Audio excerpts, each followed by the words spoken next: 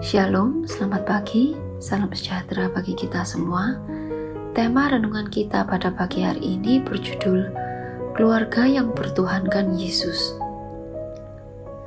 Dalam renungan yang lalu, kita sudah membahas tentang keluarga Kristen di akhir zaman. Bagaimana keluarga Kristen ini harus bertindak untuk menghadapi akhir zaman. Salah satu yang harus dilakukan adalah menjadikan Yesus sebagai Tuhan dalam keluarga. Hanya orang Kristen yang memanggil Yesus sebagai Tuhan, dan sudah seharusnya itu diterapkan dalam kehidupan pribadi dan juga keluarga Kristen. Walau kenyataannya masih banyak keluarga Kristen yang Tuhannya bukan Yesus. Dalam 1 Petrus 3 ayat 15a dituliskan, "Kuduskanlah Kristus di dalam hatimu sebagai Tuhan." Kenyataannya tidak sedikit orang Kristen yang tidak mengkuduskan Kristus sebagai Tuhan karena ada Tuhan-Tuhan yang lain.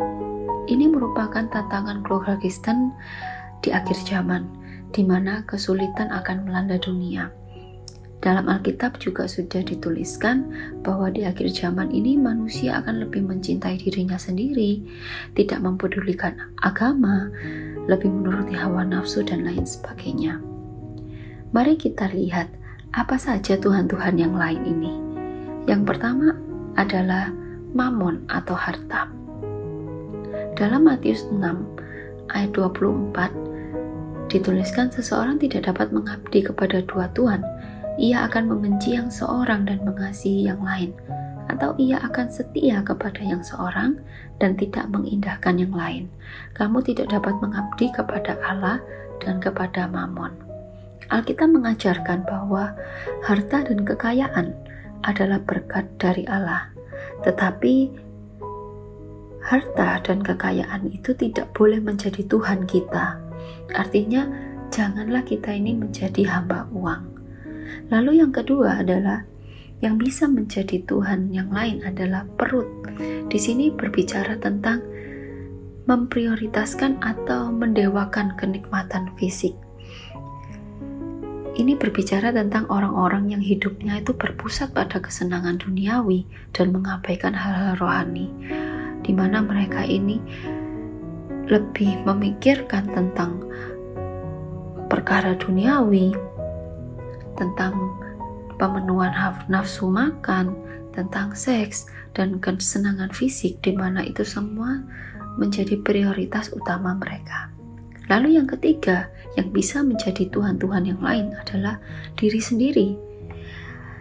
Di sini berbicara tentang menuruti keinginan daging, itu sama dengan penyembahan diri sendiri. Ketika kita memprioritaskan keinginan daging, itu sama dengan mengatakan bahwa keinginan dan kebutuhan kita lebih penting daripada kehendak Allah. Ini adalah bentuk penyembahan berhala karena kita meninggikan diri kita sendiri di atas Allah. Lalu yang terakhir adalah iblis.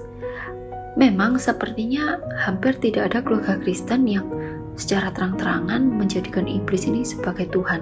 Tetapi harus kita sadari bahwa semua penyimpangan dalam keluarga tidak terlepas dari pengaruh dan pekerjaan si iblis. Lalu bagaimana menjadi keluarga yang bertuhankan Yesus? Mari kita sama-sama memahami, Yesus adalah Tuhan, merupakan pengakuan orang Kristen. Namun banyak orang Kristen yang tidak memahami arti ketuhanan Kristus ini, sehingga sebutan itu hanya pengakuan di bibir saja. Seharusnya jika kita mengaku Yesus adalah Tuhan, itu harus tercermin dari hidup kita dan juga dalam keluarga kita. Yang pertama yang harus kita mengerti adalah keluarga yang kita miliki adalah keluarga yang dimiliki Kristus. Penebusan Yesus itu menjadikan kita sebagai hamba yang telah kehilangan hak atas hidup kita sendiri, sebab kita sudah dibeli dengan harga yang lunas dibayar. Artinya, Kristus berdaulat atas hidup mati dan nasib kita. Dia yang berhak mengatur hidup kita, Dia yang berhak mengatur jalan hidup kita, masa depan kita. Tetapi bukan berarti Kita tidak boleh merancangkan masa depan keluarga. Boleh-boleh saja dan harus. Tapi yang terpenting adalah kita harus selalu melibatkan Tuhan dalam kehidupan kita. Dan kita harus menerima dengan syukur semua keputusan yang sudah ditetapkan oleh Tuhan. Kemudian yang kedua, keluarga yang bertuhankan Yesus adalah keluarga yang mentaati Kristus. Kristus adalah satu-satunya penguasa dalam hidup kita, bukan diri sendiri yang menjadi penguasa. Artinya kita menundukkan kehendak diri sendiri kepada kehendak Tuhan. Artinya adalah kita harus taat kepada Tuhan Yesus. Dan yang terakhir, keluarga yang bertuhankan Yesus adalah keluarga yang memuliakan Kristus. Dalam 1 Korintus 6 ayat 20, di situ dituliskan, kamu telah dibeli dan harganya telah lunas dibayar. Karena itu muliakanlah Allah dengan tubuhmu. Bagaimana cara memuliakan Allah? Yaitu dengan cara melayani. Kita tahu bahwa hamba tugas utamanya adalah melayani tuannya. Pelayanan itu tidak boleh dibatasi hanya dengan kegiatan gereja, tetapi mencakup segenap hidup kita untuk menyenangkan dan memuliakan namanya. Selain melayani, memuliakan Tuhan adalah dengan cara memiliki pola hidup yang baik. Pagi hari ini kita sudah memahami bagaimana keluarga yang bertuhankan Yesus. Mari kita terapkan itu ke dalam keluarga kita, ke dalam kehidupan kita pribadi.